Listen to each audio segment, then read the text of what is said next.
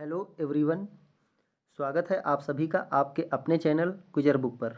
तो आज के इस सेशन में हम डिस्कस करेंगे DSSB PRT के प्रीवियस ईयर मैथ्स क्वेश्चन का। इसका सेट नंबर 1 आज आप सभी के सामने है। तो सेशन शुरू करते हैं, चलते हैं क्वेश्चंस पर।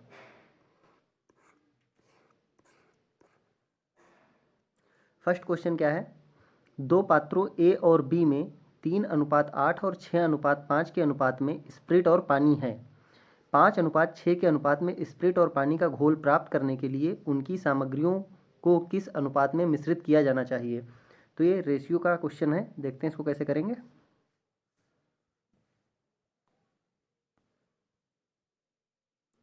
यहाँ पर हमारे पास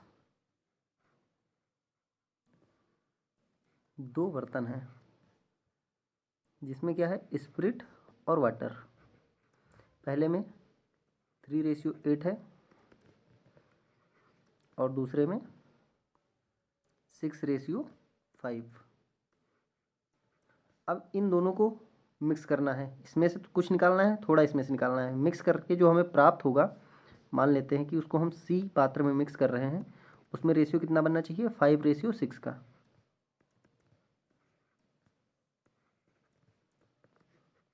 ये हमें लाना है। तो इसको कैसे करेंगे? सबसे पहले इनकी हम क्वांटिटी चेक करेंगे, मात्रा कितनी है। तो यहाँ पर 8 + 3 कितना हो जाएगा? 11। यहाँ पर कितना? यहाँ पर भी 11। और यहाँ पर अगर बात करते हैं तो यहाँ पर भी कितना बन जाएगा? 11। तो यहाँ पर क्या है कि सबकी क्वांटिटी आपस में बराबर हो गई है। तो यहाँ पर हम किसी पर भी एलिगेशन लगा सकते हैं, या तो स्प्रिट पे लगा दो या वाटर पे लगा दो। अगर स्प्रिट पे एलिगेशन लगाएंगे तो 3 और दूसरे पात में कितना है? 6 और फाइनल कितना चाहिए? 5।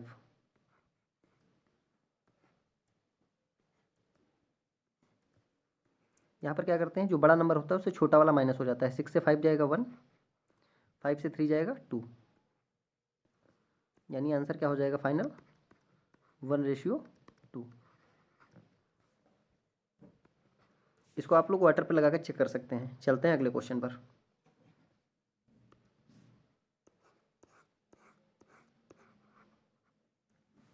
क्वेश्चन क्या है?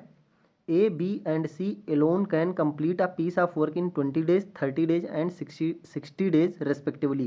They started the work together, but A and B both left 5 days before the scheduled completion of the work. In how many days C alone will complete the remaining work? मतलब यहाँ पर ये बोला गया है कि A, B और C कोई 3 पर्सन है। एक पर्सन A है, एक B है और एक C है। A काम को कितने दिन में कर सकता है? 20 दिनों में। B कितने दिनों में कर सकता है? 30 दिनों में। और C कितने दिनों में कर सकता है? 60 दिनों में। अब जो डेज हैं, अगर इनका हम एलसीएम ले लेते हैं, जो कि कितना आएगा? 60। ये हमारा निकल आता है टोटल वर्क। इसको क्या कहेंगे? Total work. और यहाँ पर एक फार्मूला है, efficiency is equal to work upon time. Time and work में बस यही फार्मूला यूज होना है। तो इधर इफिशियंसी निकाल दो। इसकी कितनी आ जाएगी? 60 को 20 से डिवाइड करेंगे तो 3, और यहाँ पर 2, और C की 60/60 यानी कि 1। ये हो गई इफिशियंसी। अब यहाँ पर सबसे पहले देखते हैं कि ये काम कितने दिन में कंप्लीट कर सकते थे अगर सब लगातार काम करते। तो यहाँ पर क्या हो जाएगा? Time is equal to work upon efficiency. Work total कितना है? 60। और इफिशियंसी अगर सब काम करते तो कितनी इफिशियंसी थी? 6। 3 + 2 + 1 यानी 6, यानी टोटल काम कितने दिन में कंप्लीट हो जाता? 10 डेज। लेकिन यहाँ पर हुआ क्या कि A और B ने 5 दिन पहले काम छोड़ दिया, यानी 5 दिन तो तीनों लोगों ने लगातार काम किया। तो 5 दिन में कितना काम हो जाएगा? वर्क इज इक्वल टू कितना हो जाएगा? Time into efficiency. टाइम कितना? 5 डेज और इफिशियंसी 6, सबकी मिला करके कितना आ जाएगा? 30। यानी 30 काम 5 दिन में हो चुके थे। तो रिमेनिंग वर्क कितना बच जाएगा? रिमेनिंग वर्क बच जाएगा 30। अब A और B काम छोड़कर चले गए, तो इस काम को करेगा कौन? C करेगा। तो C कितना टाइम लेगा? यहाँ पर फिर से वही formula, work upon efficiency. Work कितना बचा है हमारे पास? 30, और इसकी इफ़िशेंसी कितनी है, सी की 1 है। यहाँ पर सी लिख देते हैं, यानी टाइम टेकन बाई सी। तो यहाँ पर आंसर कितना आ जाएगा, 30 आ जाएगा। यानी सी को अभी कितना टाइम और लगेगा, 30 दिन। तो यहाँ पर करेक्ट आंसर क्या हो जाएगा, 30 डेज। चलते हैं अगले क्वेश्चन पर।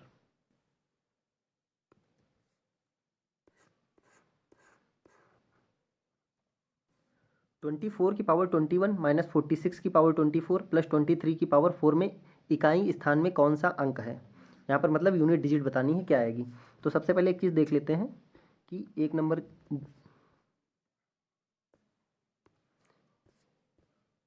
0, 1, 5 और 6 ये ऐसे नंबर हैं कि इनकी पावर कितनी भी हो, हमेशा लास्ट में यूनिट डिजिट यही रहेगी। 0 0 रहेगा, 1 1 ही रहेगा, 5 की कितनी भी पावर हो 5 ही रहेगा, और 6 6 रहेगा।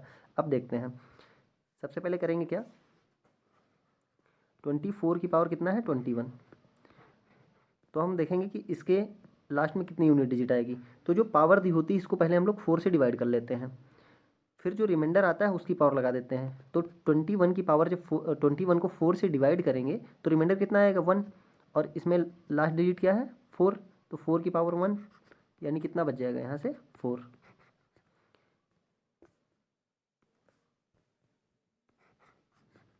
अब अगली क्या है, 46। 46 की पावर कितनी है, 24। यहाँ पर जब 24 को 4 से डिवाइड करेंगे तो पूरा डिवाइड हो जाएगा, और जब पूरा डिवाइड हो जाता है तो हम पावर 4 ही ले लेते हैं, यानी 6 की पावर 4। और पावर 4 का मतलब, और पहली बात तो 6 में क्या है कि पावर कितनी भी हो वही रहेगा, तो यहाँ पर 6 हो जाएगा। अगला नंबर क्या है, 23। इसकी पावर कितनी है, 4। यहाँ पर भी जब 4 से डिवाइड करेंगे तो रिमाइंडर 0, यानी 3 की पावर 4 ही लेना है। तो 3 3 जा 9, और 9 9 जा 81, यानी लास्ट क्या आएगा, 1। अब देखो यहाँ पर जो था वही रख दो, इसमें लास्ट डिजिट क्या आई, 4, बीच में माइनस लगाए, माइनस लगा दो, 6, फिर +1। 4 + 1 -6, यानी क्या बचेगा, -1। अब यूनिट डिजिट माइनस तो आएगी नहीं, यानी इधर से हम क्या करेंगे, कैरी करेंगे। तो 10 से 1 जाएगा, कितना बचेगा फाइनल, 9। जब भी यूनिट डिजिट माइनस में आएगी तो उसको 10 से माइनस कर देंगे। 10 से माइनस क्यों करेंगे, क्योंकि उधर से कैरी लेंगे हम लोग। तो यहाँ पर क्या हो जाएगा, 9 आंसर हो जाएगा। चलते हैं अगले क्वेश्चन पर।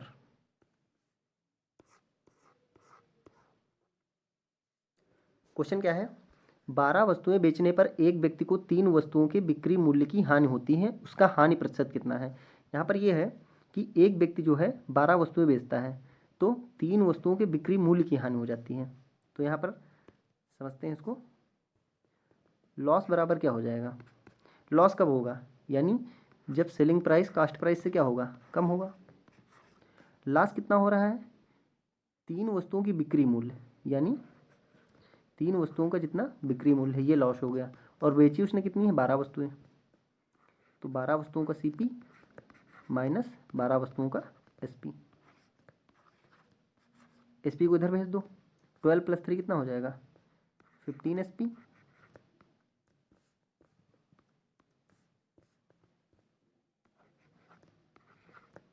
और इधर 12 CP।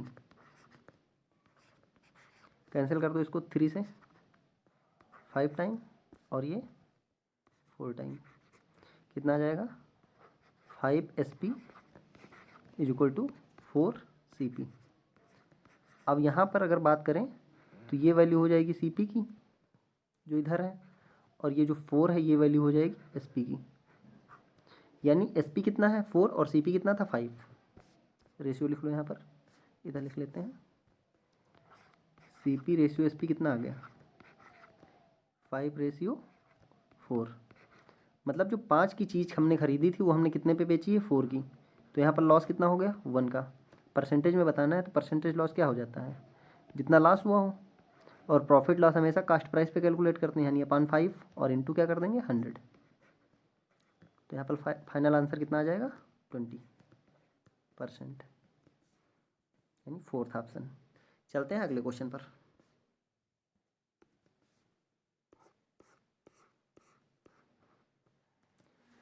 क्वेश्चन क्या है, एक रेलगाड़ी पड़ाव के बिना 75 किलोमीटर प्रति घंटे की रफ्तार से चलती है और पड़ाव के साथ 66 किलोमीटर प्रति घंटे की रफ्तार से चलती है। रेलगाड़ी प्रति घंटे औसतन कितने मिनट रुकती है, हमें ये बताना है यहाँ पर। अब बात करते हैं, यानी 75 किलोमीटर प्रति घंटे का मतलब क्या हुआ कि 1 घंटे में वो कितना चलती है, 75 किलोमीटर। लेकिन 75 किलोमीटर कब चलती है, नॉन स्टॉप।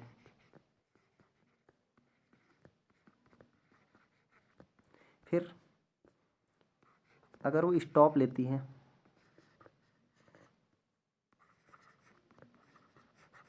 तो 66 किलोमीटर, यानी यहाँ पर कितना लॉस हुआ हमें, 15 से 6 जाएगा 9, यानी वो 9 किलोमीटर क्या हुआ, कम चली। अब क्या करते हैं कि 1 घंटे में 75 किलोमीटर, यानी वो 60 मिनट में कितना चल रही थी,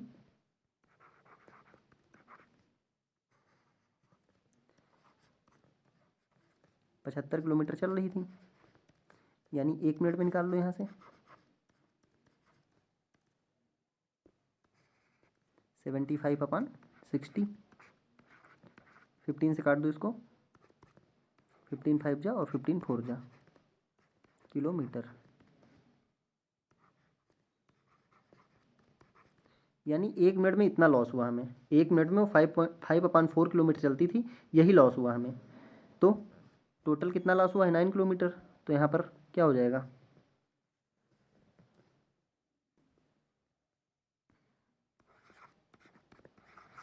स्टॉप पर आवर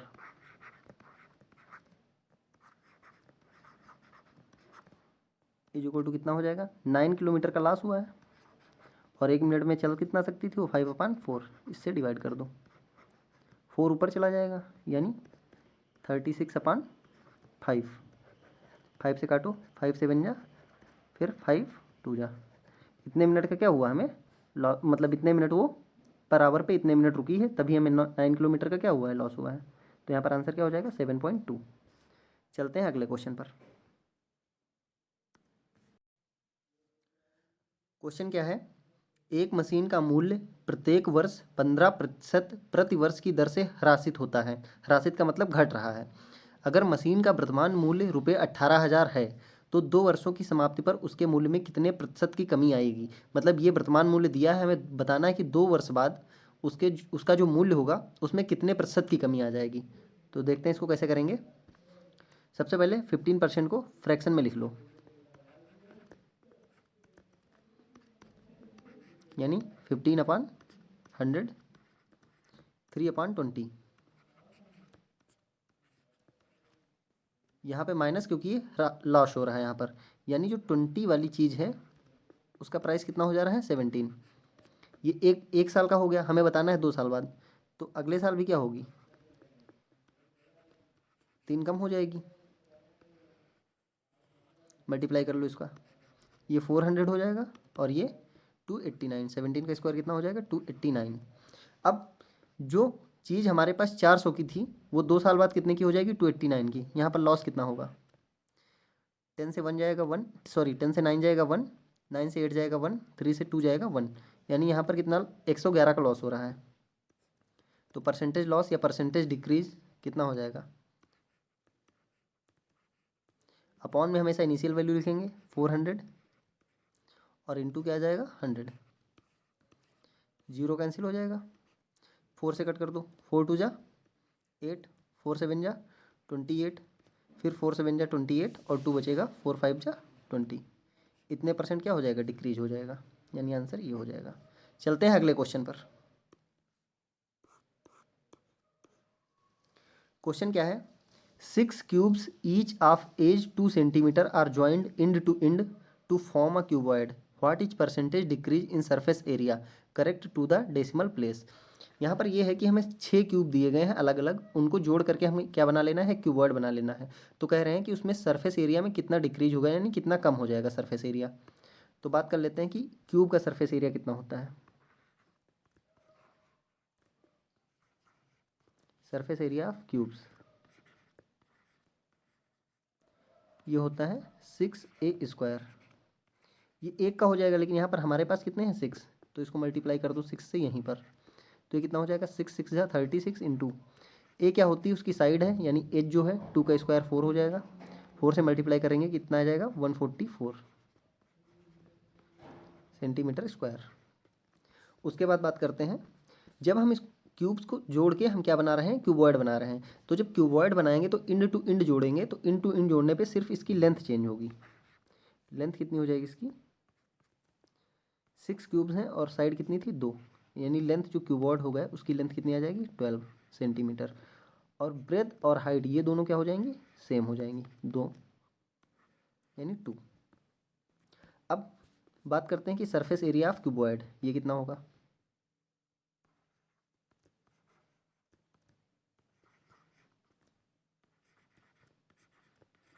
क्यूबॉइड ये कितना हो जाएगा, 2LB + BH + HL। Value put कर दो, 2L इंटू बी कितना हो जाएगा 24, B इंटू एच कितना हो जाएगा 4, और H इंटू एल कितना हो जाएगा 24। ये कितना आ जाएगा 2 इंटू 24 + 24 48, 48 + 4 52, यानी ये 2 2 जा 4 और 2 5 जा 10। अब यहाँ पर हम एक चीज़ देख रहे हैं कि जब हमारे पास सारे क्यूब्स अलग अलग थे उनका सरफेस एरिया कितना आया था 144 सेंटीमीटर स्क्वायर, और यहाँ पर जब हमने ऐड करके क्यूबॉइड बना लिया तो उनका सरफेस एरिया कितना आया है 104 सेंटीमीटर स्क्वायर, यानी यहाँ पर कितना डिक्रीज हो गया 40।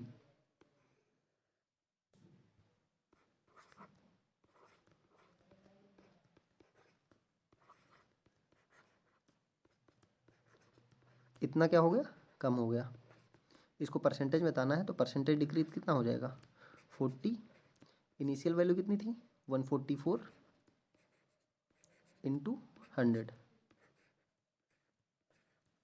अब इसको क्या करेंगे, 4 से काट लो इसको,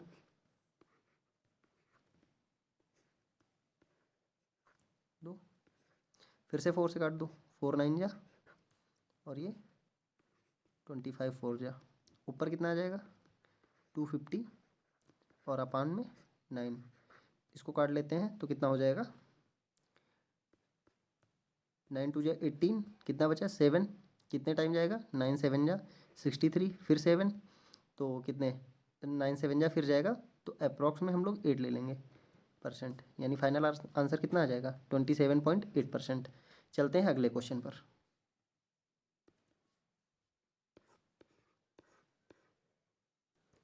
क्वेश्चन नंबर 8 क्या है, 1.98 की पावर 3 + 0.02 की पावर 3 + 1.98 इंटू 0.12 निम्न में से किसके बराबर है। तो यहाँ पर इसको हम बनाने की कोशिश करते हैं a³ + b³ + 3ab ब्रैकेट में a + b के फॉर्म की, क्योंकि नियर अबाउट ये उसी के जैसा लग रहा है देखने में। तो यहाँ पर a को मान लेते हैं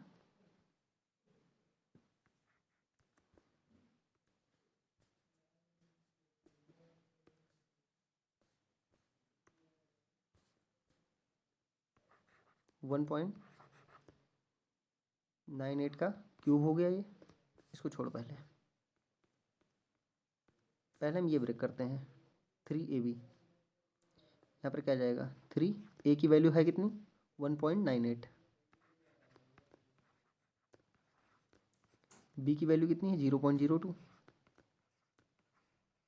और ब्रैकेट में कितना आएगा a + b, यानी 1.98 + 0.02। अब यहाँ पर चेक करो, ये 3 इंटू 1.98 इंटू 0.02, अगर यहाँ पर इसको ऐड करते हैं तो 8 + 2 10, 9 और 1 10, 1 1 2, क्योंकि डेसिमल तो 2 0 के बाद है तो कोई दिक्कत नहीं। 3 2 जा कितना हो जाएगा 6, 6 2 जा 12, तो यहाँ पर ये क्या आएगा 1.98 इंटू 12 यानी 0.2। यहाँ पर यही चीज़ लिखी हुई है, यानी इस चीज़ को हम लोग इस फॉर्म में लिख सकते हैं। तो यहाँ पर a की वैल्यू कितनी है 1.98 क्यूब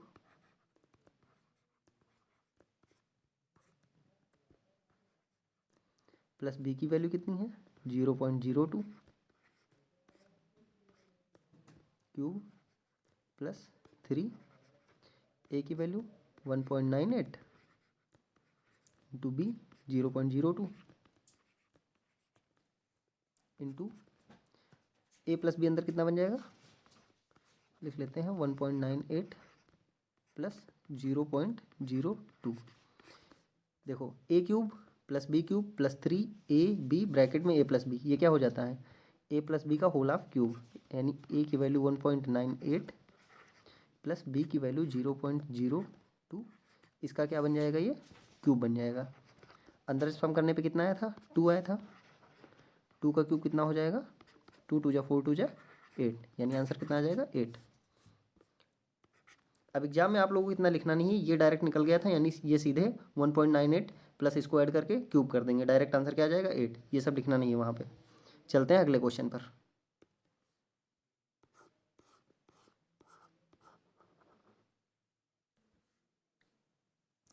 क्वेश्चन क्या है यहाँ पर, कोई वस्तु एक निश्चित मूल्य पर बेची जाती है, उस मूल्य के 5/7 पर उसे बेचने पर विक्रेता को 10% का लाभ होता है, मूल मूल्य पर उसका लाभ प्रतिशत कितना है।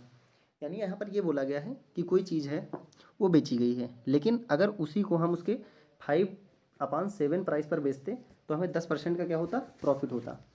तो अगर हम बात करते हैं कि उसको मूल मूल्य पर उसका लाभ कितना है, ये बताना है, तो देखते हैं इसको कैसे करेंगे। हम यहाँ पर ये मान लेते हैं कि उस वस्तु का जो प्राइस था वो 7 ही था, पहले वो किस पे बेची जा रही थी 7, यानी फर्स्ट सेलिंग प्राइस हम लोग क्या मान लेते हैं 7 था। लेकिन अगर इसके हम 5/7 पे बेचते हैं तो इसका 5/7 कितना हो जाएगा, ये कैंसिल हो जाएगा, यानी कितना 5। यहाँ पर क्या कह रहे हैं कि उसे बेचने पर 10% का लाभ होता है, यानी प्रॉफिट और लॉस किस पे होता है, सीपी पे, और सीपी की वैल्यू परसेंटेज में हमेशा कितनी रहती है 100%। कोई भी चीज़ अपने आप में 100% होती है, तो यहाँ पर 10% का लाभ होगा, यानी इसकी वैल्यू कितनी हो जाएगी 110%, की वैल्यू कितनी आ जाएगी 5। अब यहाँ से हम निकाल लेते हैं 100% की,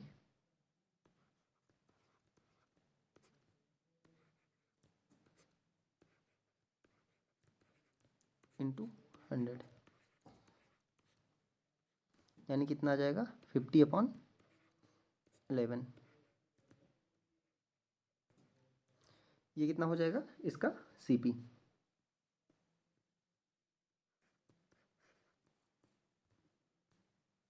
अब यहाँ पर ये सीपी आ गया, और इसको बेच कितने पे रहे थे 7 पे, तो सीपी और एसपी का रेशियो बना लो यहाँ पर, इसको हटा देते हैं यहाँ से।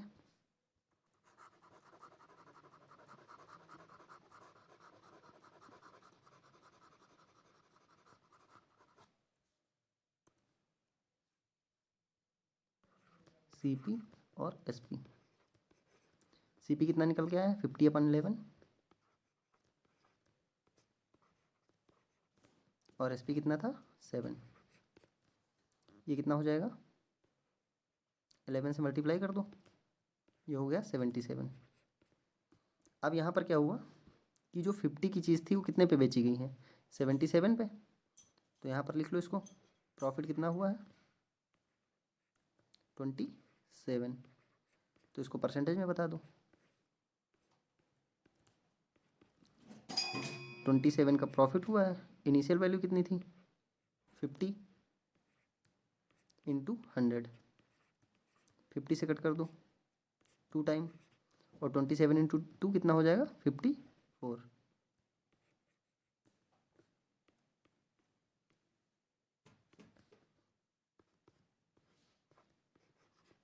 इतना क्या हुआ, उसको इनिशियल प्रॉफिट होता है, यानी आंसर क्या हो जाएगा 54।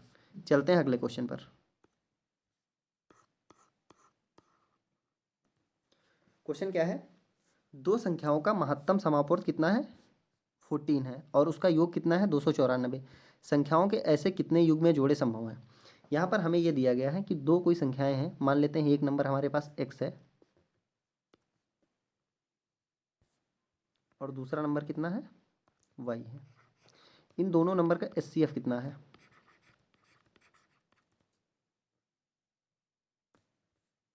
14, तो नंबर कितने रहे होंगे 14x और 14y। HCF का मतलब क्या होता है, हाईएस्ट कॉमन फैक्टर, यानी इसके बाद उसमें और कुछ भी कॉमन नहीं मिलेगा। अब और उन नंबर्स का योग कितना दिया गया है 294, तो यहाँ पर सम कर दो इनको 14x प्लस 14y, ये सम कितना दिया गया है 294। यहाँ से 14 कॉमन ले लो तो क्या बचेगा x प्लस वाई, तो यहाँ से x प्लस वाई कितना आ जाएगा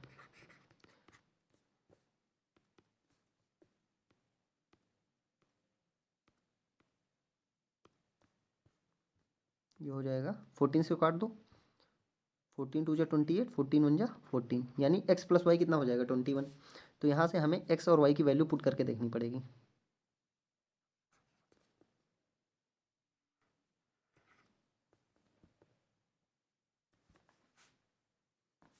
यानी अगर ये हम लोग रखेंगे 1 तो ये कितना हो जाएगा 20, ये 2 रखेंगे तो ये 19, ये 3 तो ये कितना हो जाएगा इधर 18, 4 रखेंगे तो इधर 17, 5 तो इधर 16। अब इधर देख लो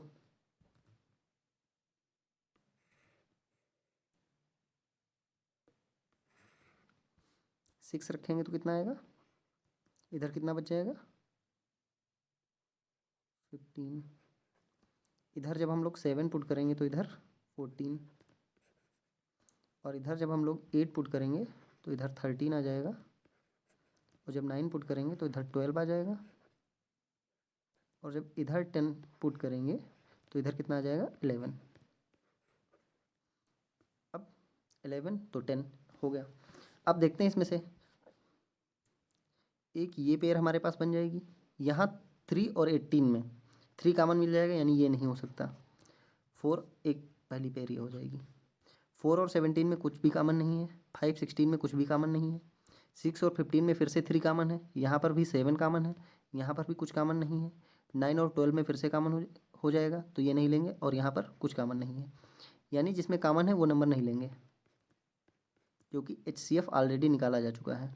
तो यहाँ पर कितना आ रहा है 1 2 3 4 5 और 6, यानी ऐसे कितने वो पॉसिबल हैं युग्म या जोड़े 6।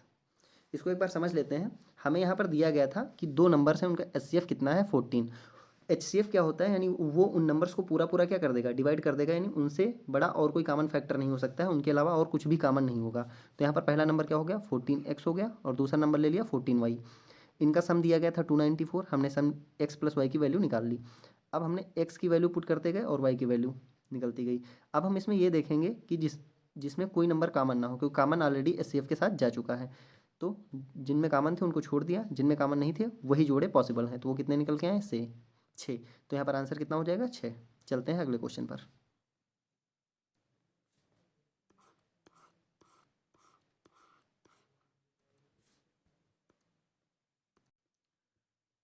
यहाँ पर क्वेश्चन दिया गया है 0.03 के ऊपर बार लगा है प्लस 0.09 इस पे दोनों संख्याओं पे बार है प्लस 0.623 यानी 23 पे बार लगा है। इसकी वैल्यू कितनी होगी? तो सबसे पहले इसको देखते हैं कैसे सॉल्व करते हैं। तो जब भी कोई नंबर दिया हो डेसिमल के बाद और उस पर बार लगा हो तो क्या करेंगे, जब एक संख्या पे बार हो तो सबसे पहले क्या करेंगे कि इस पूरे नंबर को हम पहले लिख लेंगे। तो यहाँ पर डेसिमल के बाद कौन सा नंबर है 03, इसको लिखते हैं 03। फिर क्या करेंगे, जिस पे बार नहीं लगा है यानी जो डेसिमल के पहले वाला नंबर है उसको कर देंगे माइनस, और अपॉन में क्या करेंगे जितनी संख्याओं पे बार लगा होगा उतने 9 लिख लेंगे और जितने डेसिमल के बाद जितनी संख्याओं पे बार नहीं लगेगा उतने क्या लगा लेंगे 0।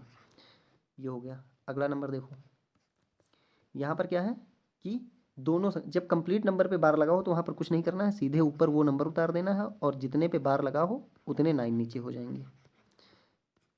फिर यहाँ पर क्या है डेसिमल के बाद 623, तो पहले क्या कर लेते हैं 623 और माइनस, माइनस पे यहाँ पे क्या क्या हो जाएगा 6 हो जाएगा क्योंकि इस पे बार नहीं लगा है।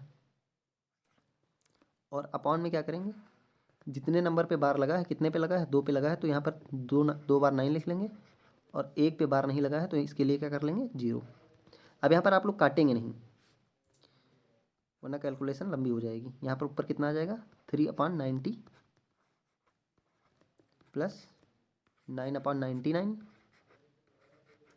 और यहाँ पर प्लस क्या हो जाएगा 23 से 6 जाएगा, कितना बचेगा 17 यानी 617/990।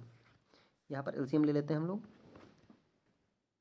एलसीएम कितना आ जाएगा यहाँ पर 990। इसको जब डिवाइड करेंगे इससे तो 11 बचेगा। 11 3 जा कितना हो जाएगा 33। यहाँ पर 99 से डिवाइड करने पे 10 बचेगा। 10 9 जा 90। यहाँ पर कंप्लीट डिवाइड हो जाएगा यानी 617। अब ये कितना आ जाएगा, इसको ऐड करो 7 + 3 10 1 1 2 2 9 + 2 11 11 + 3 14 और ये 6 और 1 7 यानी 740/990। जीरो से जीरो कैंसिल। अब यहाँ पर क्या है, नीचे 2 बार 9 लिखा है यानी ऊपर डेसिमल के बाद 2 संख्याओं पर बार लग जाएगा। तो यहाँ पर सीधे डेसिमल लगा लो। 2 ही संख्याएं हैं, इन दोनों पे क्या कर देंगे बार लगा देंगे। यही क्या हो जाएगा हमारा आंसर हो जाएगा। चलते हैं अगले क्वेश्चन पर।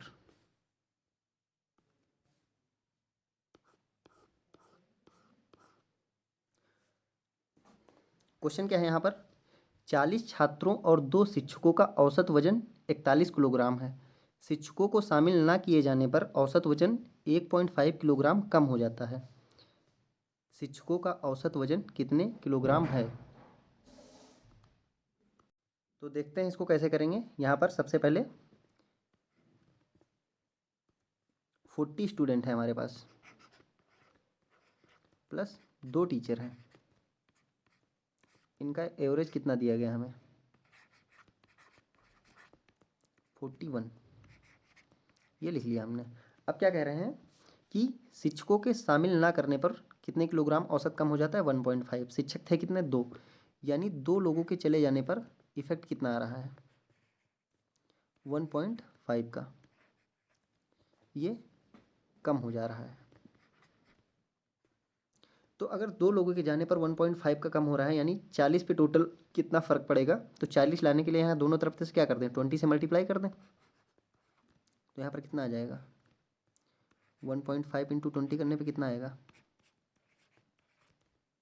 30 आ जाएगा। यानी 40 लोगों पर कितना इफेक्ट पड़ेगा 30, यानी यही जो है यही तो कम होके जा रहा है। तो अगर ये कम हो रहा होगा भार तो ये पुराने वाले एवरेज में इसको क्या कर देंगे सीधे सीधे ऐड कर देंगे। यानी शिक्षकों का औसत वजन कितने किलोग्राम का हो जाएगा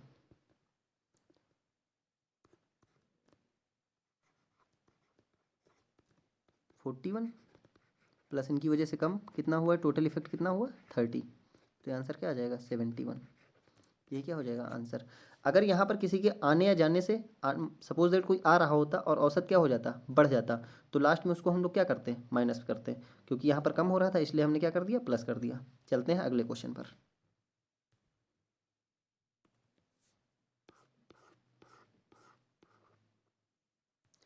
क्वेश्चन क्या है, अगर दिन में 8 घंटे काम करने वाले 12 आदमी 24 दिन में इतने रुपए कमाते हैं तो दिन में 6 घंटे काम करने वाले 16 आदमी 20 दिन में कितना पैसा कमाएंगे। तो यहाँ पर देखो एक इसका फार्मूला होता है टाइम एंड वर्क का, M1 D1 H1/W1, इधर M2 D2 H2/W2। अब देखो यहाँ पर M1 क्या होता है कितने व्यक्ति हैं, डी का मतलब कितने दिन काम हो रहा है और कितने घंटे काम हो रहा है। सेम ऐसे इधर W1 पहला वर्क कितना है, W2 दूसरा वर्क कितना है। अब यहाँ पर होता क्या है कि कोई व्यक्ति जितना काम करता है उसको उसी के हिसाब से पैसे दिए जाते हैं।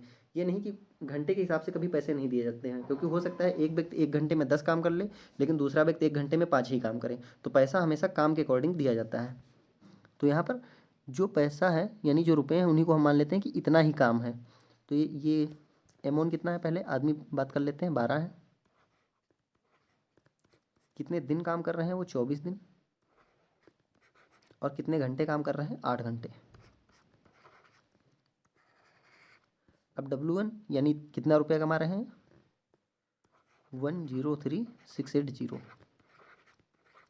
अब इधर लिख लो, यहाँ पर M2 कितने हैं, 16 आदमी, कितने दिन काम करेंगे, 20 दिन, कितने घंटे काम करेंगे, 6 घंटे, अपान W2। अब कैंसिल कर लो जो कैंसिल हो सकता है, 8 से कर लो, 8 2 जा 16, फिर 4 3 जा 12,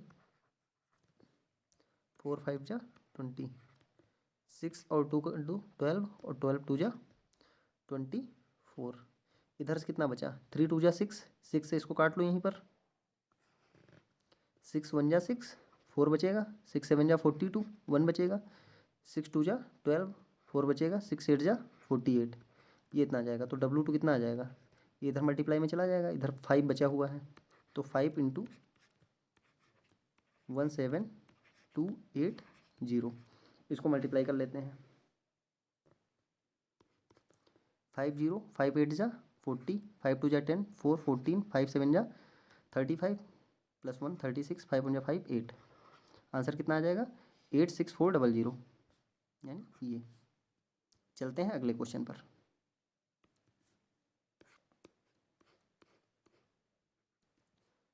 क्वेश्चन क्या है यहाँ पर, एक आयत का विकर्ण 15√5 सेंटीमीटर है, उसका परिमाप 90 सेंटीमीटर है, आयत का क्षेत्रफल कितने वर्ग सेंटीमीटर है, यहाँ पर ये बताना है हमें। तो एक आयत है हमारे पास, ये आयत है, इसका हमें डायगोनल दिया गया है,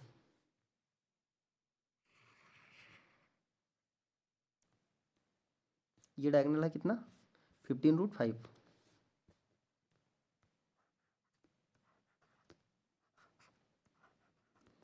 और मान लेते हैं इसकी साइड A है और ये B है।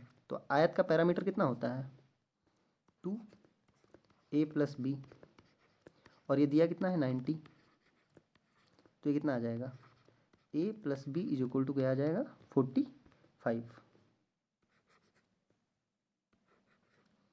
अब यहाँ से अगर हम इसमें क्या लगा देते हैं, पाइथागोरस थ्योरम, तो A² + B² = कितना आ जाएगा, 15√5 का स्क्वायर।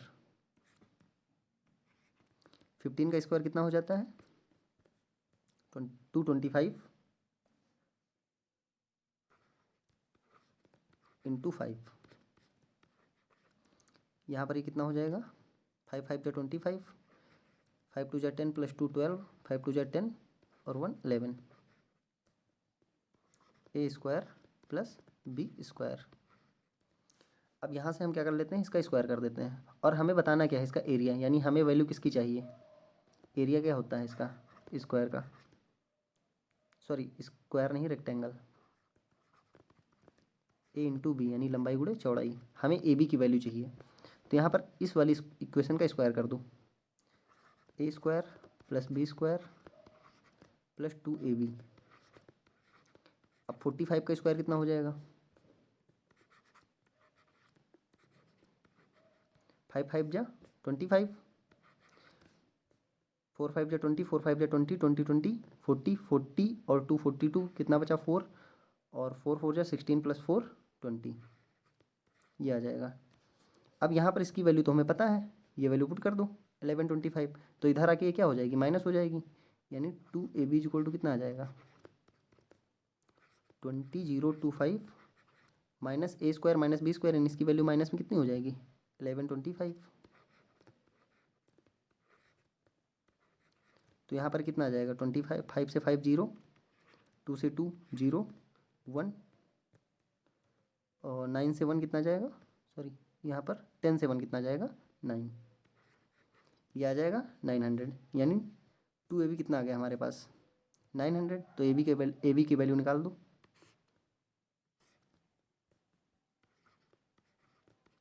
नाइन 900/2 यानी 450, यही क्या हो जाएगा आंसर। चलते हैं अगले क्वेश्चन पर।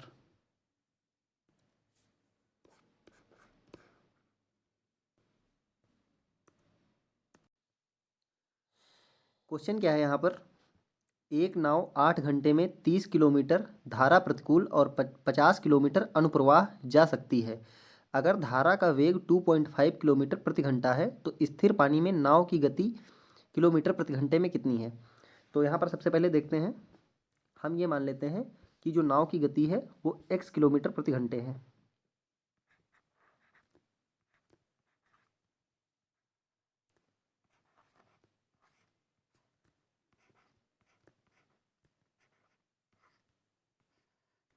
कितनी है, x।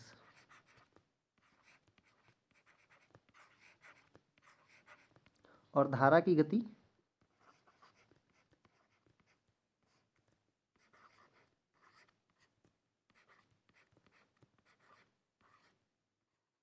ये मान लेते हैं, इसको y से लिखेंगे, और ये दी हुई है हमें कितने, 2.5 किलोमीटर पर आवर।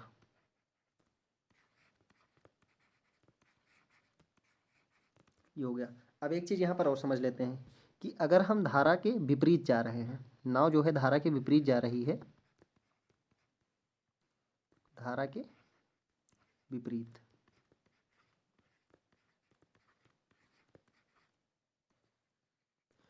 तो वहाँ पर दोनों की स्पीड का क्या ले लिया जाएगा, डिफरेंस ले लिया जाएगा, यानी x डिफरेंस y।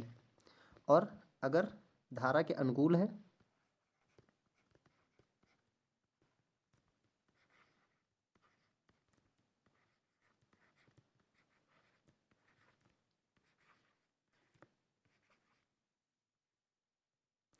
तो दोनों की स्पीड का क्या ले लिया जाएगा, सम ले लिया जाएगा, x प्लस वाई।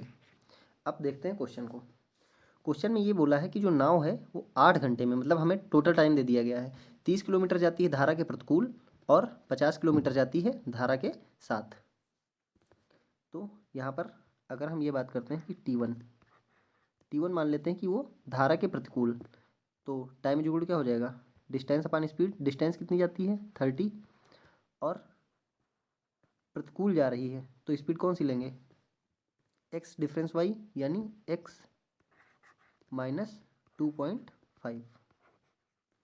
फिर जब धारा के साथ आएगी तो मान लेते हैं T2 टाइम लगता है, डिस्टेंस कितनी हो जाएगी 50, और स्पीड क्या हो जाएगी x प्लस वाई, मतलब x प्लस और y की वैल्यू कितनी है 2.5। और हमें यहाँ पर दिया गया है T1 plus T2, total time कितना लगता है 8 आवर्स। अब बात कर लेते हैं यहाँ पर, दोनों को ऐड कर लेते हैं। T1 की वैल्यू कितनी है 30 upon x minus 2.5 plus 50 upon x minus 2.5 equal to कितना आ जाएगा 8। अब यहाँ से क्या हो जाएगा, नीचे एलसीएम ले लो, क्या बन जाएगा ये,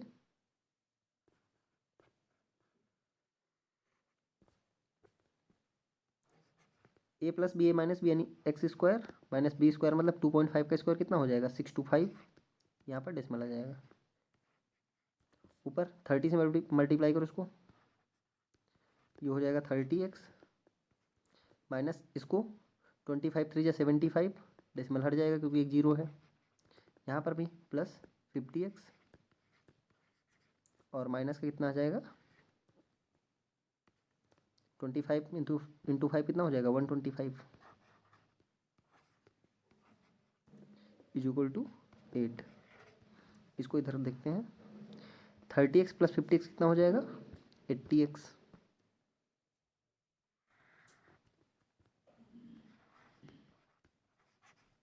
और ये कितना हो जाएगा माइनस का 200।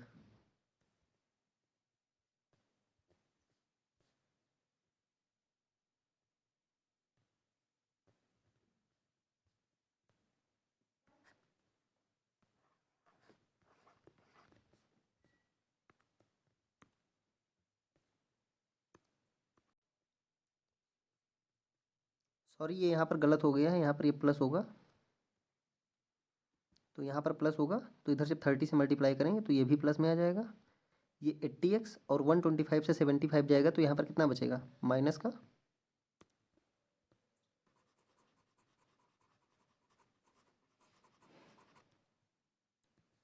5 से 5 जाएगा 0, और 12 से 7 जाएगा 5, यानी 80x माइनस 50। और ये चीज़ इधर मल्टीप्लाई में चली जाएगी, इक्वल टू कितना आ जाएगा इधर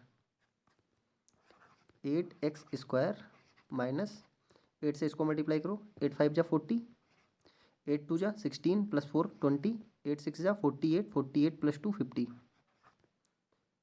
और 2 के बाद डेसिमल लग जाएगा यहाँ पर, तो ये 50 से 50 हो जाएगा कैंसिल। यहाँ पर कितना बचेगा 8x² is equal to 80 x, एक x से x कैंसिल हो जाएगा, और 8 10 जा 80, यानी x की वैल्यू कितनी आ गई 10। तो x हमने किसको माना था, नाव की गति, यानी ये क्या हो जाएगी 10 किलोमीटर पर आवर। ये क्या हो जाएगा आंसर। चलते हैं अगले क्वेश्चन पर।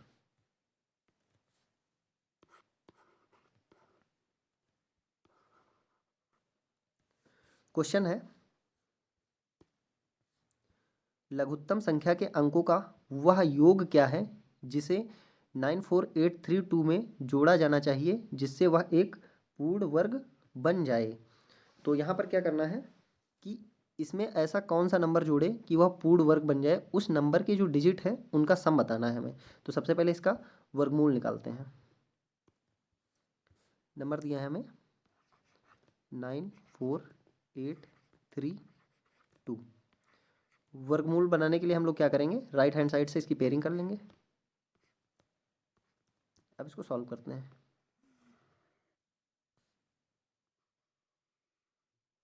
ये पहले 3 टाइम लग जाएगा, 3 3 जा 9, तो ये टोटल कैंसिल हो जाएगा। अगली पेयर कंप्लीट उतर जाएगी, और इसको इधर क्या कर दिया जाता है, ऐड कर लिया जाता है, ये 6। अब अगर हम एक चीज़ देखते हैं, अगर हम यहाँ 1 से भी इसको करते हैं तो ये कम हो जाएगा, तो यहाँ पर अगली पेयर उतारेंगे। अगली पेयर उतारने के लिए क्या करेंगे, यहाँ पर एक 0 बढ़ाएंगे, और यहाँ पर अगली पेयर कंप्लीट उतर जाएगी। और जब यहाँ पर एक 0 बढ़ाया है तो हम लोग यहाँ पर भी एक 0 बढ़ा देंगे। अब देखते हैं कितने टाइम जाएगा, तो यहाँ पर चेक करते हैं इसको। अगर 7 टाइम लगाते हैं तो 7 7 जा 49, 7 6 कितना हो जाएगा 42। 8 टाइम लगाते हैं, 9 टाइम लगा लेते हैं, 9 9 जा 81, 9 6 जा 54, या ज़्यादा हो जाएगा तो 8 टाइम लगा लो, 8 8 जा 64, 8 6 जा 48। अब ये ज़्यादा हो रहा है, तो ये कितना ज़्यादा हो रहा है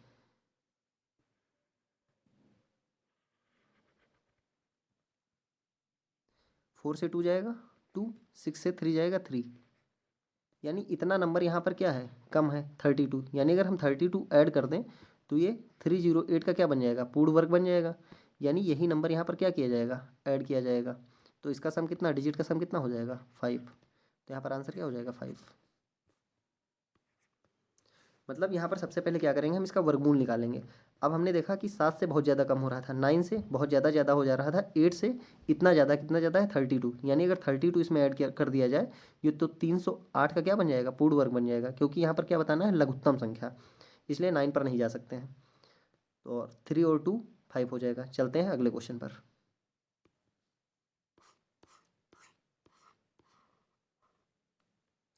क्वेश्चन नंबर 17 क्या है, रुपए दिए गए हैं 35,040 की धनराशि ए, बी और सी में इस तरह से बांटी जाती है कि ए के हिस्से का 6 गुना, बी के हिस्से का 7 गुना और सी के हिस्से का 8 गुना बराबर है। तो ए का हिस्सा कितना है। तो यहाँ पर क्या दिया गया है, 3 पर्सन है कोई,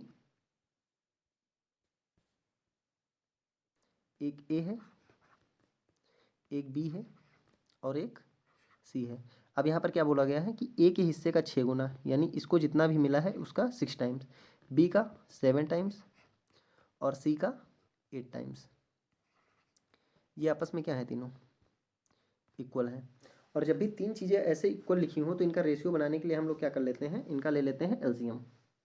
तो एलसीएम इनका कितना हो जाएगा, 6 और 8 का एलसीएम देखा जाए तो कितना हो जाएगा 24, और यहाँ पर कितना है 7, तो 24 इंटू 7 एलसीएम क्या हो जाएगा 24 इंटू 7।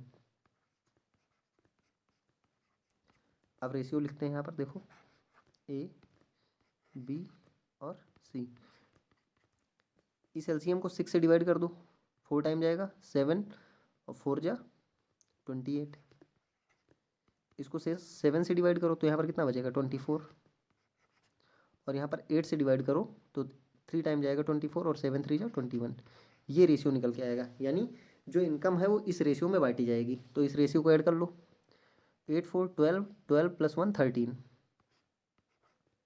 13 का 3, 2 और 1 3, 3 + 2 5, 5 + 2 7, 73।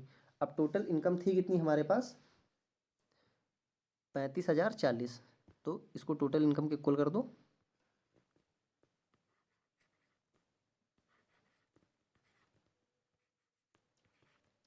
अब इसको क्या करना है, काट लेना है।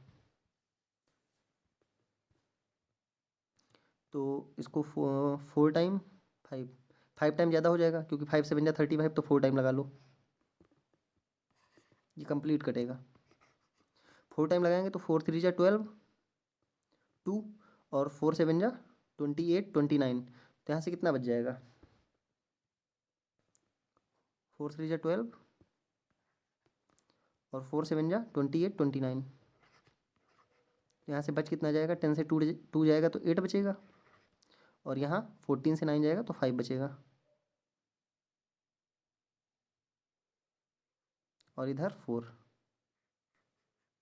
अब इसको कितने टाइम लग जाएगा, ये 8 3 जा 24 और 8 7 जा 56 + 2 58, यानी ये 8 टाइम कट जाएगा पूरा कंप्लीट, और यहाँ पर एक जीरो बचा। तो यहाँ से 1 की वैल्यू कितनी आ गई 480। अब बात करते हैं, हमें बताना था कि ए का हिस्सा कितना है। तो ए का हिस्सा कितना मिल रहा था 28, तो यहाँ पर इसकी 28 की वैल्यू निकाल दो। यहाँ पर ही ए का शेयर हो जाएगा 48 इंटू 28। इसको आप लोग मल्टीप्लाई कर लेना, आंसर कितना आ जाएगा इसका 13,440 रुपये, यानी आंसर नंबर 2 इसका आंसर हो जाएगा। चलते हैं अगले क्वेश्चन पर।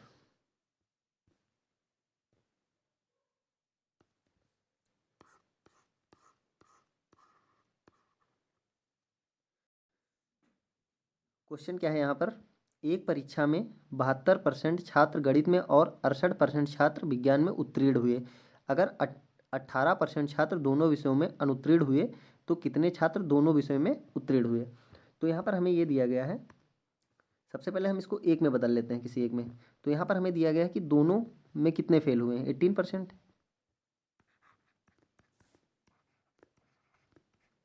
तो यहाँ पर पास इन बोथ कितना हो जाएगा, और टोटल पास लड़के कितने हो जाएंगे 82%, 100 - 18।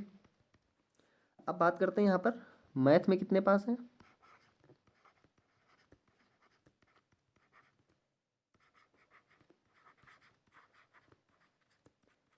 ये है 72%। और अगर यहीं पर बात कर लेते हैं पास इन साइंस कितने हैं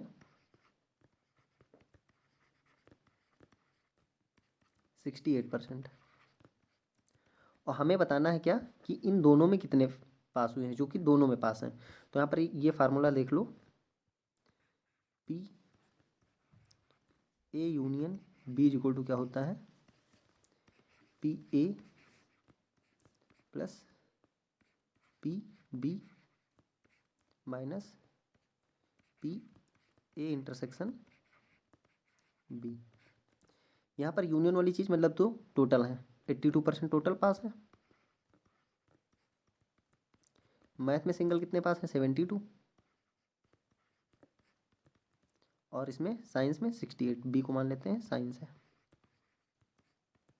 और ये होती है दोनों वाली, यही हमें बताना है, माइनस का पी ए इंटरसेक्शन बी। तो यहाँ पर ये हो जाएगा इधर 82 माइनस इन दोनों को ऐड करके इधर ले आओ, 8 2 10 7 13 प्लस 1 40, सॉरी 14 यानी 140 इज इक्वल टू माइनस का पी ए इंटरसेक्शन बी। ये 140 से 82 जाएगा यानी 10 से 2 जाएगा 8 और 13 से 8 जाएगा 5 माइनस का, इधर माइनस का पी ए इंटरसेक्शन बी, ये माइनस से माइनस कैंसिल, तो यहाँ पर कितना आ जाएगा P A intersection B is equal to 58%। Intersection हमेशा कॉमन चीज़ डिनोट करता है, यानी इतने क्या हैं दोनों में पास हैं, तो ये आंसर हो जाएगा। यहाँ पर ये डायरेक्ट कर सकते हो, ये सब लिखना कुछ नहीं है। यहाँ पर ये मैथ्स में पास है, ये साइंस में पास है, ये टोटल पास है, तो हमेशा क्या कर देते हैं इन दोनों को ऐड करके ये माइनस कर देते हैं डायरेक्ट। 72 प्लस 68 माइनस 82 वही हो जाता है आंसर। बस तीनों चीज़ें क्या होनी चाहिए, सेम होनी चाहिए। अगर पूरा डाटा फेल का होता है तो हम लोग फेल से कैलकुलेट कर लेते हैं। चलते हैं अगले क्वेश्चन पर।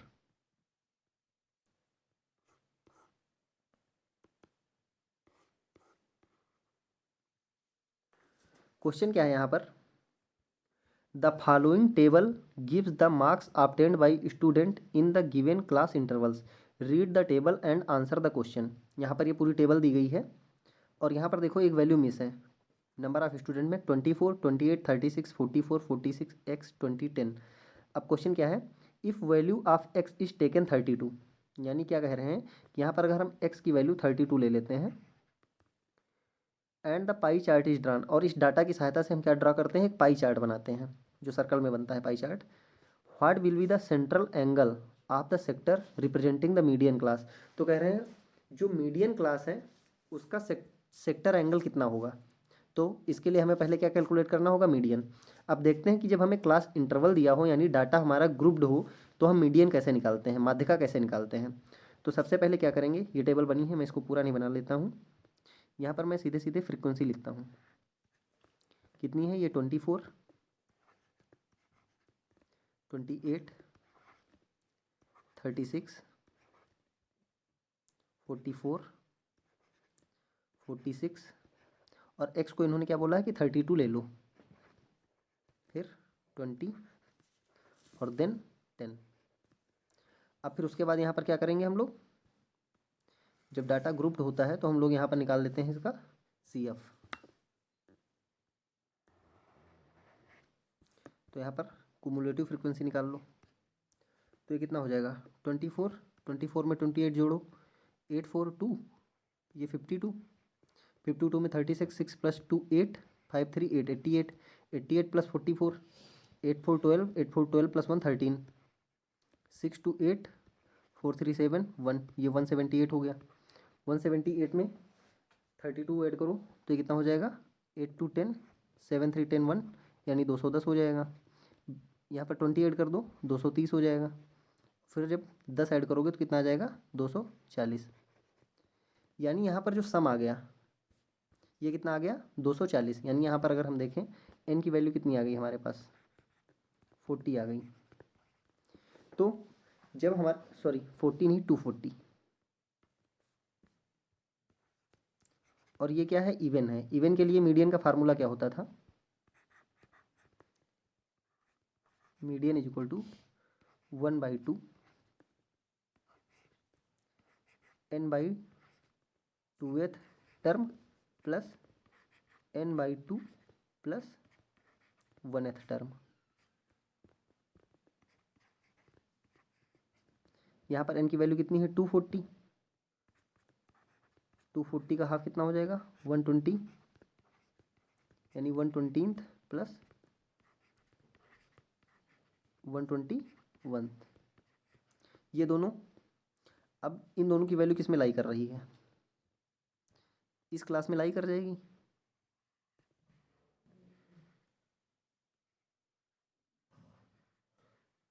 इस क्लास में, यानी इसको 2 से डिवाइड करने के बाद भी वैल्यू यही इसी में लाई करेगी। तो हमारी मीडियन क्लास कितनी हो जाएगी, मीडियन कितनी आ जाएगी 44। मीडियन हमेशा फ्रीक्वेंसी से लेंगे, तो यहाँ पर मीडियन कितनी हो जाएगी 44। ये हमने निकाल ली मीडियन। लेकिन अब हमें बताना क्या है कि इसका सेक्टर एंगल कितना होगा, तो ये चीज़ हम लोग इधर देखते हैं।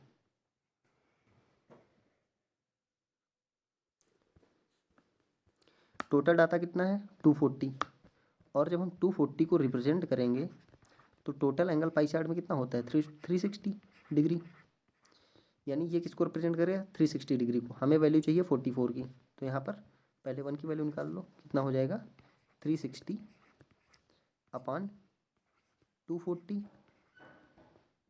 फिर हमें चाहिए 44 की, तो 360 अपॉन 240 इंटू 44, 0 से 0 कैंसिल, 6 से 4 टाइम, और यहाँ पर 6 9 जा, और ये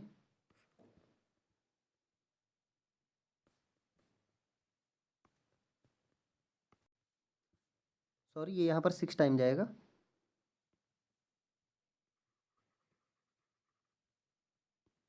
6 6 जा 36, तो ये कितना आ गया, और इसको 4 से भी हम काटेंगे तो ये 11 टाइम जाएगा। तो ऊपर कितना बचा 6 इंटू 11, यानी ये कितना हो जाएगा 66, यानी ये क्या हो जाएगा फाइनल आंसर। यानी जो मीडियन क्लास है 44, ये कितने एंगल को रिप्रेजेंट करेगा 66 डिग्री को, तो ये हो जाएगा आंसर।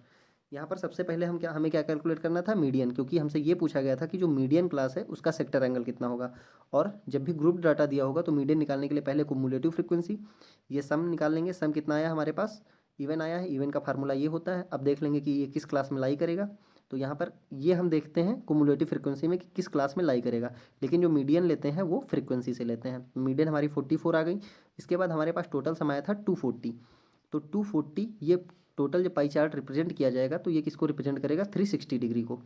फिर हमें 44 की वैल्यू कैलकुलेट करनी थी, तो वो हमने कर लिया, आंसर कितना आ गया 66। चलते हैं अगले क्वेश्चन पर।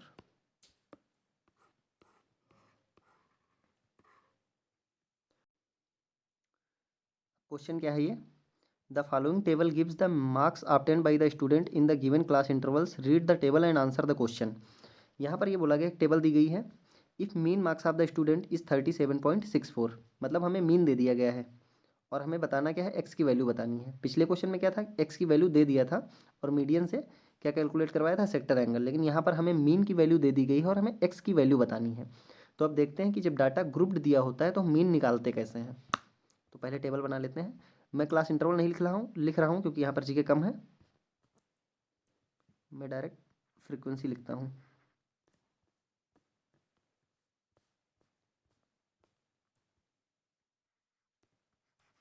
ट्वेंटी 28 36 44 46 एक्स 20 और 10। फिर उसके बाद क्या लिखना होता है इसमें,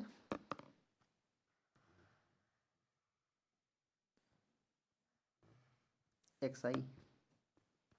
एक्स आई का मतलब क्या होता है, जो क्लास इंटरवल दिया होता है उसका मिड वैल्यू, यानी 10 + 0 10, इसकी मिड यानी इसका हाफ यानी कि 5। अगली क्या आ जाएगी 10 + 20 30, 30 का हाफ 15। अब यहाँ पर क्लास इंटरवल में 10 का गैप चल रहा है, यानी इधर भी आप 10 ऐड करते जाएंगे, तो 15 + 10 25, ये 35, ये 45, ये 55 65 और यहाँ पर 75। अब क्या निकालना है एफ आई एक्स आई, यानी मतलब इन दोनों का मल्टीप्लाई।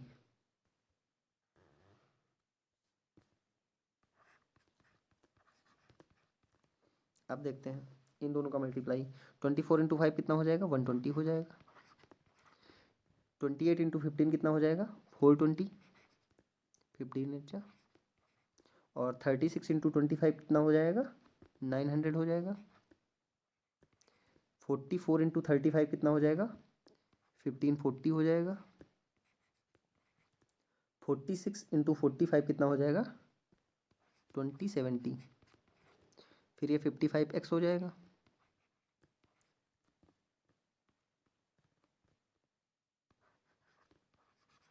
यहाँ पर 65 × 20 1300 और ये 750। अब देखते हैं कि मीन का फार्मूला क्या होता है। ये मीन का फार्मूला पहले यहाँ पे मैं लिख लेता हूँ, जब डाटा ग्रुप्ड दिया हो summation F I x I upon summation F I. अब समेसन का मतलब यानी सम, तो समेसन एफ का मतलब इसको ऐड करना है पहले। तो अभी इस चीज़ को हम लोग पीछे ऐड कर चुके हैं। वहाँ पर कितना आया था 240, लेकिन वहाँ पर एक्स की वैल्यू कितनी थी 32, तो 32 हटा दो तो ये कितना हो जाएगा 208 और प्लस में एक्स। और यहाँ पर समेसन एफ आई एक्स आई को इधर लिख लेते हैं। इसको आप लोग ऐड कर लेंगे तो ये कितना आ जाएगा 7100 plus 55 x.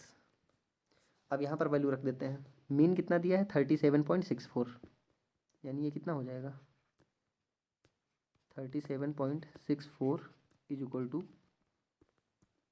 7100 plus 55 X upon में कितना आ जाएगा समेसन एफ आई यानी 208 प्लस एक्स।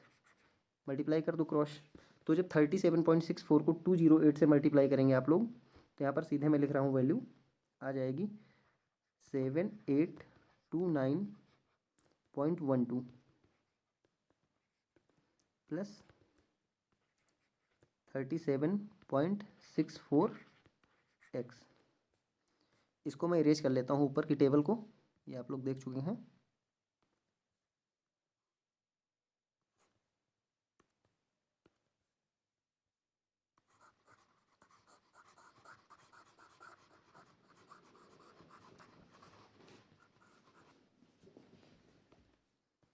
अब यहाँ पर आगे देखते हैं।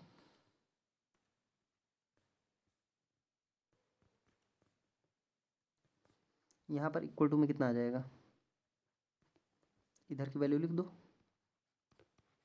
7100 प्लस 55 एक्स। अब इसको इस साइड ले आओ और एक्स वाले टर्म को एक तरफ कर लो, यानी 7829.12 और माइनस का कितना आ जाएगा 7100 इक्वल टू में इधर 55 एक्स ऑलरेडी लिखा हुआ है और माइनस कितना आ जाएगा 37.64 एक्स।